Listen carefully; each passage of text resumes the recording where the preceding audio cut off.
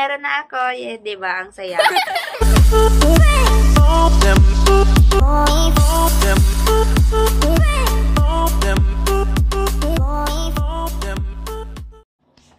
guys! Welcome to my channel. Ngayon guys, ay meron na akong NSO. PSA. Sorry, PSA pala siya. Kasi dati kasi NSO siya. So ngayon, PSA na siya. So ayan siya. PSA. Yon. Ang meaning ng PSA ay Philippine Statistic Authority. So ito na yung ina-allowed ng ating gobyerno. Hindi na yung NSO. Pero dati kasi NSO siya. NSO office. Then napalitan na siya ng PSA.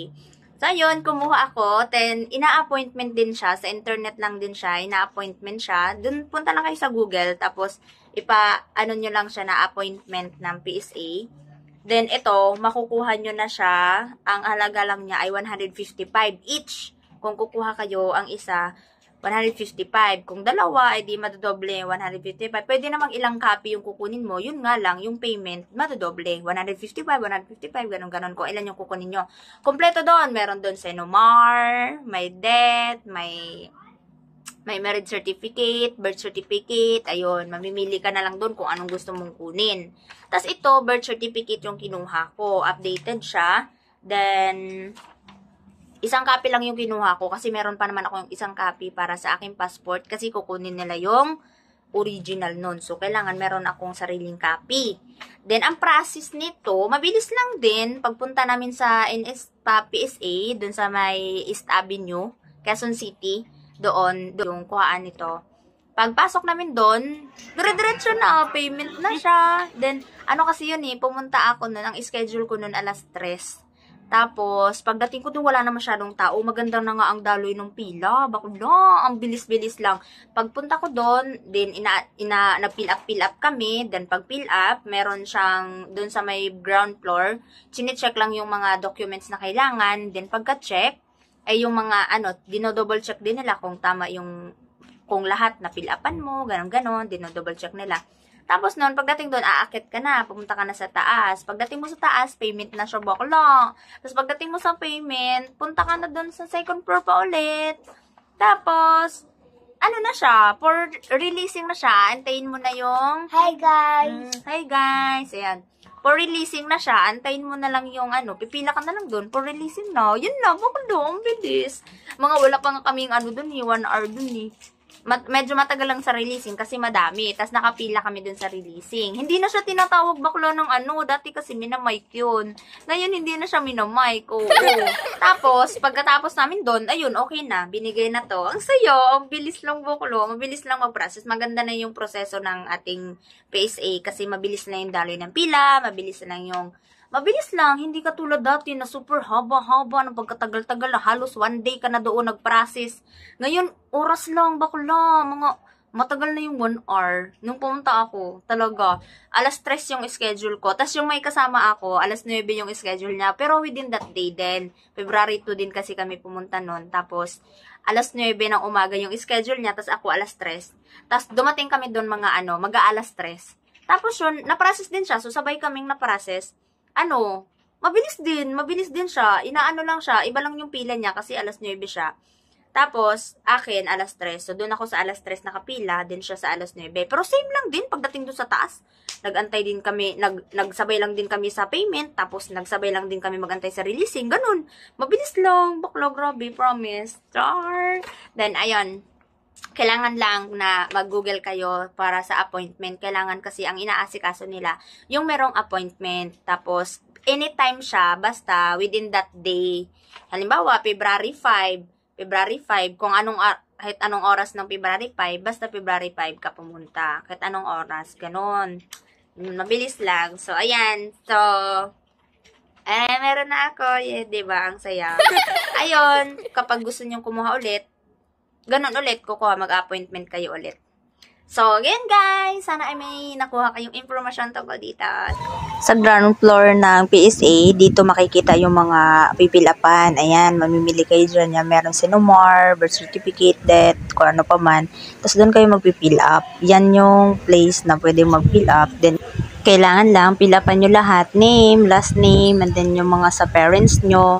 Kailangan walang blanco kasi i-double check din yun nung mga taga PSA. So, matatagalan ka kapag kulang-kulang yung mga pifill up. Yan, katulad nila. Meron din sa likod, may pipirmahan kayo. Then, yan. Kailangan ko yan, nakatapos na ako mag-fill up. Pipila na ako doon para i-check ng mga mag-check na taga PSA, yan, sila yung mga nagpipill up ng mga kasama ko. Tapos doon sa dulo doon, yan, doon ako magpapacheck. Then, dito na ngayon, nakapila na ako para i-double check. Dito sa mga pila, merong time, ayan, alas 2, tapos ako dito sa alas 3 kasi 3 yung appointment ko. Tapos doon sa gilid pa unahan, mga pang umaga, pero sabay-sabay kaming i-check, ayan. I-check nila yung ID mo, then yung schedule mo ng appointment, at saka yung mga pinilapan mo kung tama lahat. Kaya, para hindi ka matagalan, kailangan kompleto yung mga na-fill up nyo. Dito ni encoding, ayan, para mabilis na yung process, ipapa-encode mo na, ayan, encoding. Mahaba naman yan, 1 to 15 po na counter, pupunta lang kayo dyan. Then after na encoding, ayan, for payment na kayo. So, ayan, tatawagin ako nung lalaki na taga-payment. Ayan, o, di ba, ang cute niya, o, nagtatawag siya, ang galing, ayan, nakakatawa. Ayan, tapos na ako mag-payment, 155. So, isa lang kasi yung kinuha ko. Ayan, toast. Tapos na ako. So, aakyat na ako ba maya-maya para sa releasing naman. Ayan, kaunti lang ang tao. O, diba? Kaunti lang ang tao. Kaya ang saya-saya kapag hapon ka na pumunta bakla. O, diba? Si Kuya Guard, nagkaway-kaway pa siya. Hi, guys! Ito na yung paakyat para sa releasing. So, yan. Hagdanan lang siya. Kasi yung escalator pababa lang. So, pag akyat, hagdanan. So, ito yung madadatnan nyo. O, ganyan lang kaunti lang yung tao. And then, ayan, may mga nakatayo na dun for releasing na yun sila. Tapos kami dito, waiting kami sa time namin para for releasing na din kami. So, ayan, pinapatayo kasi palima-lima. Ayun, marami lang nauna sa amin, kaya sila yung mga nauuna talaga mag-release. So, antayin namin yun. Pero, mabilis lang yung, yung daloy nung pila na yan. Kaya ang saya-saya nga. Ito ang bakla, habang nakapila na nagpipicture-picture. Picture yarn. Picture is like mga baklo. So, ayan. So, hi guys. Guys, hi. Ayan, habang nakapila, nagmamaganda ang bakla. Ayun, si Kuya Guard sa likod. Ayan yung resibo. Pinapakita ko sa inyo. Ayan yung resibo, 155 pesos. So, isa lang naman ang kukunin. Kaya 155 lang. Ayan, nakapila na ako dito sa pag number 23. Ayan yung mga kasamahan ko. So, ayan, hintayin na lang namin. Kapag turn na namin, kami na yung kukuha ng result. Yan, ang sayo, ang excited, ang bilis lang ng pangyayari. Bakla. Merong nakapaskil dito, mga kadalasang katarungan daw. So, ayan, ibibidyo ko na lang. So, tingnan nyo na lang kung meron kayo dito mga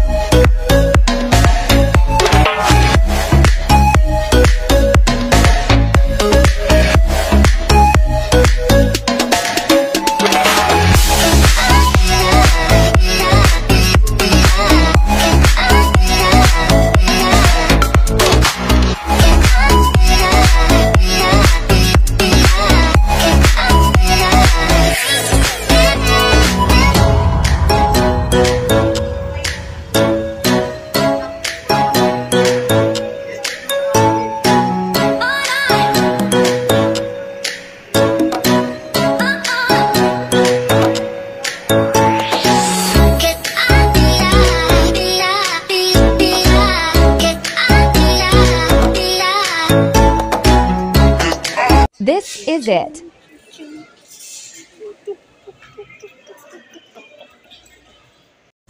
Ayan, natapos na kami. So, nakuha ko na yung card ko. Ang saya-saya. Ang saya-saya. Ang bilis lang. Oh. Wala nang tao masyado. Oh. Pero sila na yung mga kasunod namin. So, bye-bye! Thank you for watching! Bye-bye!